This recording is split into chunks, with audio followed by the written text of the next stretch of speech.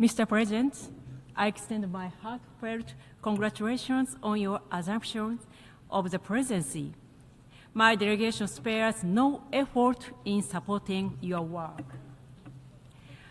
As one who spent my youth in both Hiroshima and Nagasaki, it is a profound honor to take the floor at this rostrum where the late Senji Yamaguchi, a hibakusha from Nagasaki, once made his appeal, "No more Hiroshimas, no more Nagasaki's." On this year, that marks the 50th anniversary of Japan's accession to the NPT, I am humbled to have this opportunity to deliver a message from Prime Minister Takaichi, which reads as follows. Mr. President, ladies and gentlemen, this NPT Review Conference is being convened at a critical junction for the international communities. We are confronting an increasingly severe international security situation, an opaque and rapid expansion of nuclear arsenals, and growing nuclear risk and threats posed by nuclear weapons. At the very origin of our aspiration for a world without nuclear weapons lies the earnest plea of the hibakushas. The catastrophic consequence of nuclear weapons must never be repeated. We are compelled to further extend the long-standing record of the non-use of nuclear weapons and reinforce our collective commitment to the NPT. We need to make this conference a first step toward dialogue to break the vicious cycle. We must take this first step with a broader perspective and strong determination. More than 8 decades have passed since the atomic bombing of Hiroshima and Nagasaki. Now we face an urgent imperative to maintain and strengthen the NPT, our vital framework for international cooperation, and thereby ensure that it is passed on to future generations in an even more robust form. The Japanese delegation will make every effort towards the success of the conference by working together with the President and all of you. Sanae Takaichi, Prime Minister of Japan. Mr. President, before I continue with my remark, I quote the Japanese waka poem in Japanese. 慰めの言葉知らねばただ泣かむ。汝が面影をいさを忍びて。As we think of your faces and deeds, there are no words. We can only weep. When the atomic bomb fell on Hiroshima, 344 students from my own high school, my alma mater, perished. The waka I just quote was composed by the principal at that time in remembrance of those students. What happened to them and other hibakushas, the death and suffering caused by any use of nuclear weapons, must never happen again. With such profound conviction, hibakushas are watching the course of this conference.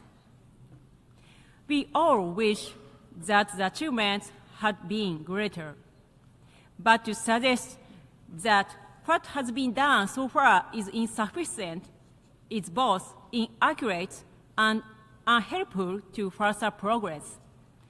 We have a useful foundation built by those who came before us.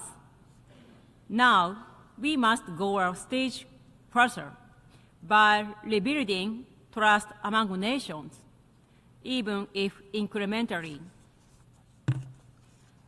Mr. President, Japan has consistently pursued the path of a peace-loving nation since the end of the World War II.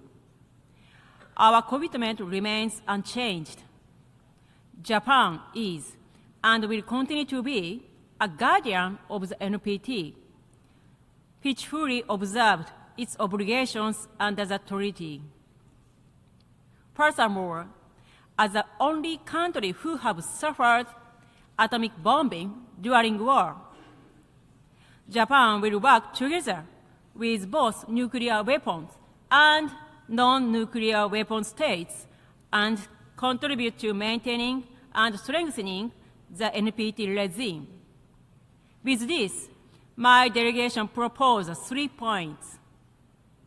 Firstly, the paramount objective of this conference is to reaffirm our commitment to the NPT. Now is a time for us to demonstrate a powerful commitment to the world. To that end, Japan calls for this conference to be an inclusive process for all of us. Secondly, it is vital that we see more substantial discussions on transparency. Transparency fosters dialogue among states and serves as a foundation for confidence building and risk reduction. Japan, for its part, will actively engage in these efforts. Thirdly, we call on nuclear weapon states to promote initiatives that open pathway toward nuclear disarmament and arms control amid the most significant structure changes after World War II. Addressing the rapid expansion of nuclear forces is an urgent matter.